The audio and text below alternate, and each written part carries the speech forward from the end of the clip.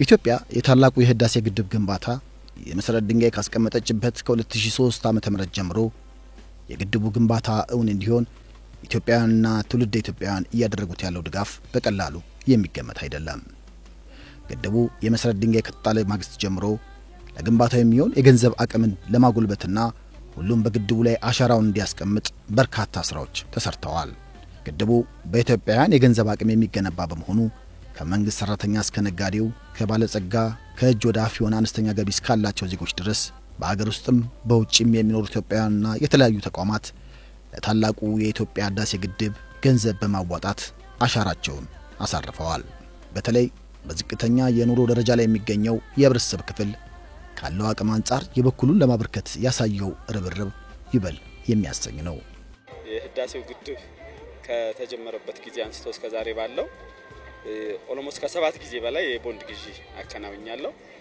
ከዚህ በኋላም ባሉት ሁኔታዎች ህዳሴ ግድብ ፕሮጀክቱ እስኪጠናቀቅ ብቻ ሳይሆን ከሱ ጋር ተያያዥ የሆኑ ተግባራት እዛው አካባቢ የስራ ዕድል መፍጠር የሚችሉ ከባቢውን ማልማት የሚችሉ ሌሎች ፕሮጀክቶች እንኳን ቢኖሩ ያ ከፍጻሜ እስኪደርስ ድረስ በበኩሌ ድጋፍ የማድረግ ቁርጠኝነት አለኝ። ህዝቡም ያለውን ዋጋ ያለውን ሀገራዊ ፋይዳ ከልማትም አንፃር ከሀገር ሰላምም አንፃር ለመጪው ትውልድ የተሻለ ዓለምን የተሻለ ሀገርን ከመፍጠር አንፃር ያለውን ዋጋ አይቶ የሚችለውን ነገር ኮንትሪቢዩት ማድረግ እናቶች ከመቀነታቸው ተማሪ ከተማሪ ገንዘቡ ሰራተኛው ከደሞዙ እንደዛ እያደረግን ነው። አሁንም ቢሆን ቆመን ለህዳሴ እስከ ህይወት መስዋዕት ድረስ አለን። ልጅ እስከ አዋቂ እስከ ትልቅ ያላዋጣ አሻራውን ያለ ነው። ስለዚህ ህዳሴያችን የአንድነታችን በቃ መሰረት ነው። የሁላችንም ነው። ግድቡ የኔ አንተ ያንቺ ነው። ስለዚህ ይሄ ስለሆነ ኢኮኖሚ ጠቀሜታው በጣም ብዙ ነው። ለኢትዮጵያውያን ዲያስፖራ ያላዋጣ የለም። ይሄ ለወደፊቱ ኢኮኖሚያችን ሲያድግ ለሌሎች ግድቦች ምን ያህል እንደምናዋጣ ያሳያል። ስለዚህ የቁጠባ ባህላችንንም ያሳድጋል። ቦንድ መግዛት ማለት መቆጠብ ማለት ነው። በሌላ አነጋገር ግድቡ ከተጀመረ ጊዜ ጀምሮ የህብረተሰቡ ተሳትፎ ላፍታም አልተቋረጠም። ሁሉም ኢትዮጵያዊ በታላቁ የኢትዮጵያ ህዳሴ ግድብ ከህፃን እስከ አዋቂ ድጋፍ ሲያደርግ ቆይቷል። ህዝባዊ ተሳትፎ ላለፉት 10 ዓመታት አልተቋረጠም። ወጣ ገባ የማለት ነገር ቢኖርም የተቋረጠበት ጊዜ የለም።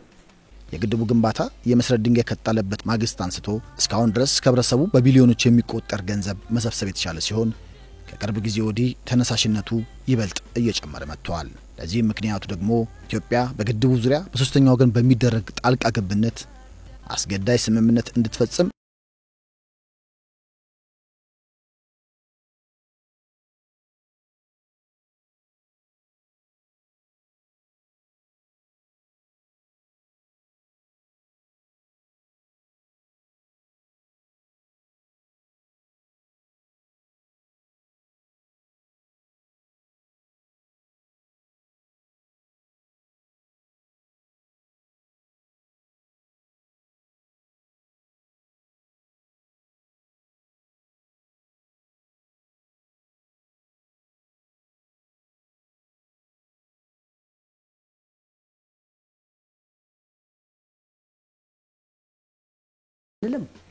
በድፍረት ነው 1.5 ያደረስ ነው እንጂ ከዛ በፊት በአመት 1.5 መሰብሰብ ብዙም አልነበረም።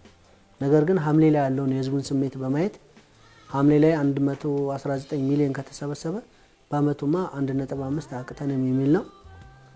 ነገር ግን በአሁኑ ሰዓት 1.9 ቢሊዮን ነው የተሰበሰበው። ካቀድነው በላይ ነው። ይሄ የሆነበት ምክንያት አንደኛ በድርድሩ ላይ የነበረው ውጥረት ኢትዮጵያውያን በነጻነታችን አንደራደርም ለሉዓላዊነታችን ለነጻነታችን ቀናዊ ህዝቦች ነንና የሶስተኛ ሀገር ጣልቃ ገብነት በግድ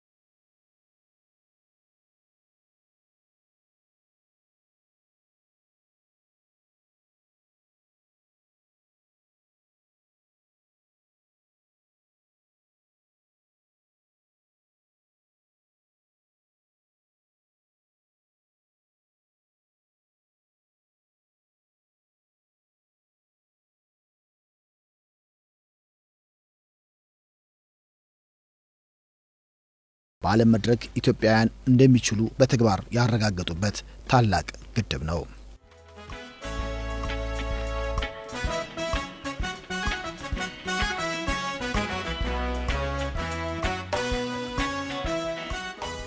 ታላቁ የኢትዮጵያ ህዳሴ ግድብ ከግድብም በላይ ነው።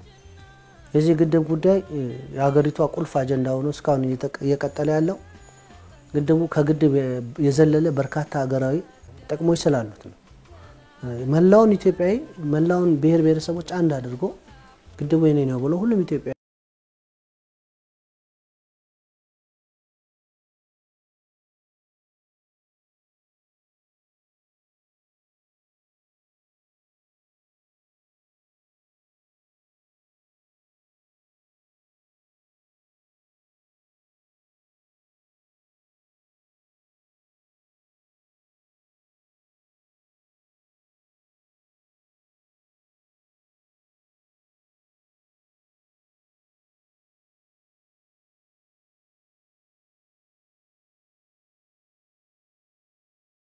የሰበረ ግድብ ነው። የተመጽዋችነት መንፈስ የሰበረ ግድብ ነው። ማንም ሀገር ማንም ህዝብ አንድ ከሆነ ማሸነፍ እንደሚችል ያሳየ ግድብ ነው። የግድብ የታላቁ የኢትዮጵያ ህዳሴ ግድብ ግንባታን የማሳካት ጉዳይ የሞት የሽረት ጉዳይ ነው።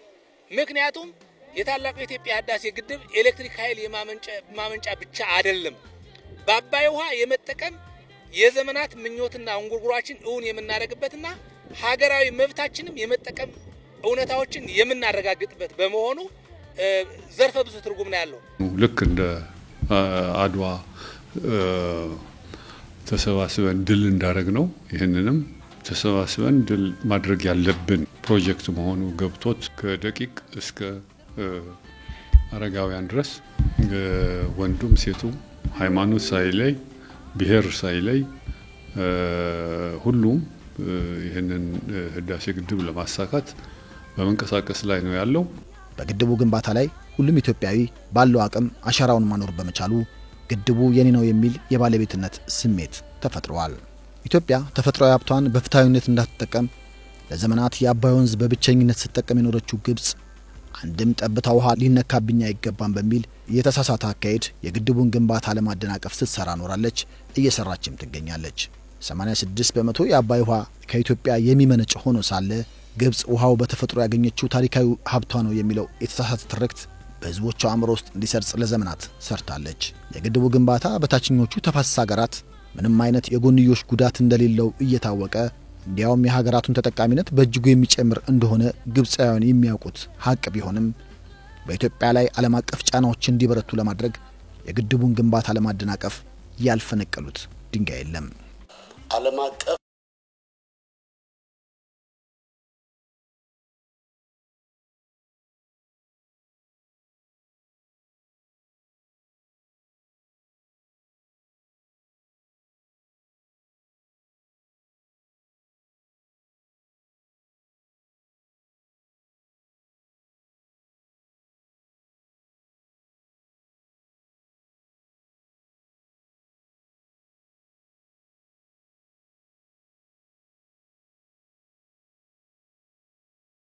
ሁለተኛው ዙር የግድቡ ውሃ ሙሌት እንዳይካሄድ በኢትዮጵያ ላይ የውጭ ጫናዎች እንዲበረቱ የማድረግ ጥረታቸውን አሁንም ቀጥለዋል። ሆኖም በግብጽ ጫና ለመፍጠር እየተደረገ ያለው ጥረት በኢትዮጵያ ህዝብ ዘንድ የበለጠ እልህና ቁጭት እንዲፈጠር ነው ያደረገው።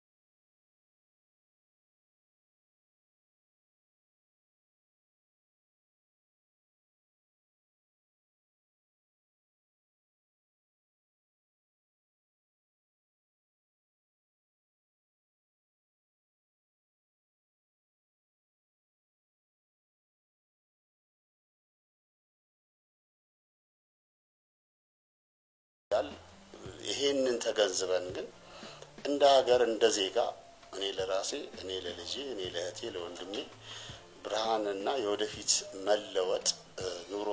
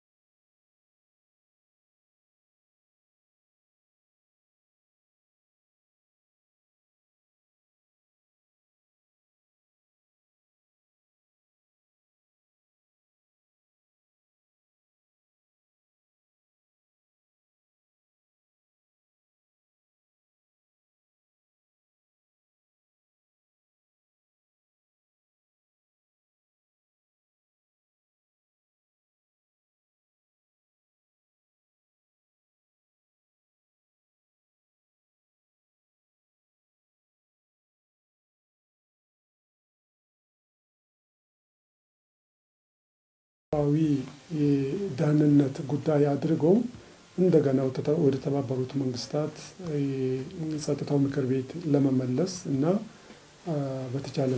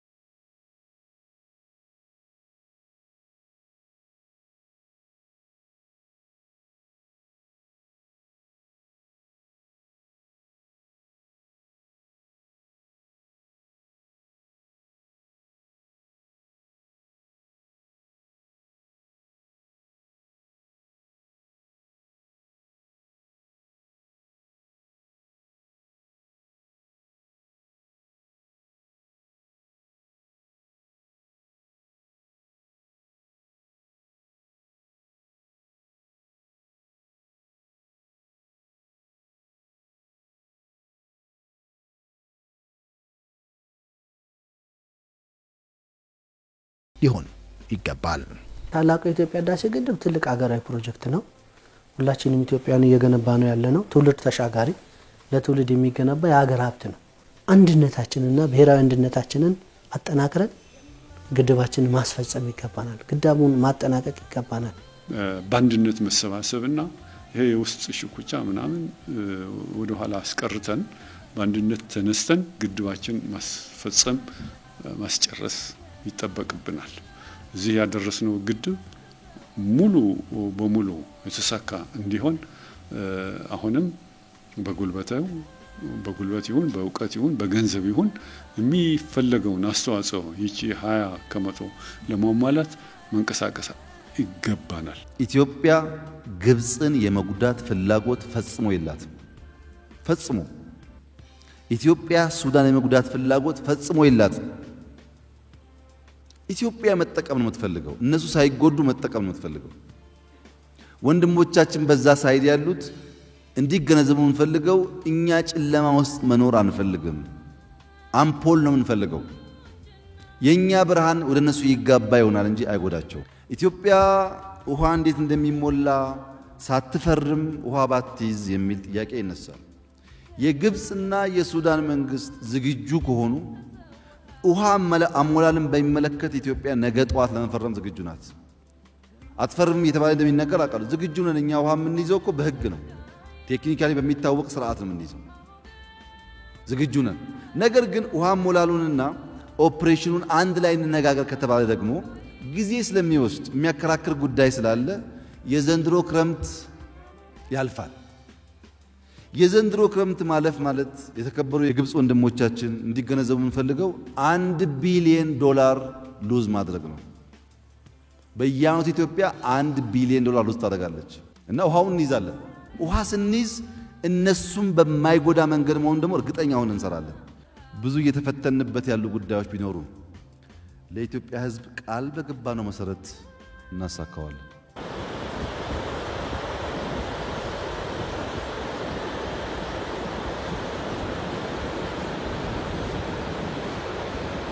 ሁለተኛውን ዙር የግድቡ ውሃ ሙሌት መጠናቀቅ ለመንግስት ጥንካሬን ለኢትዮጵያ እድገት ተስፋን የሚፈነጥቅ ፈርጀ ብዙ በረከትን ይዞ የሚመጣ ነውና የውሃ ሙሌትን በተያዘለት ጊዜ ማከናወን ለኢትዮጵያውያን አማራጭ ሳይሆን ግዴታ መሆኑ ሊታወቅ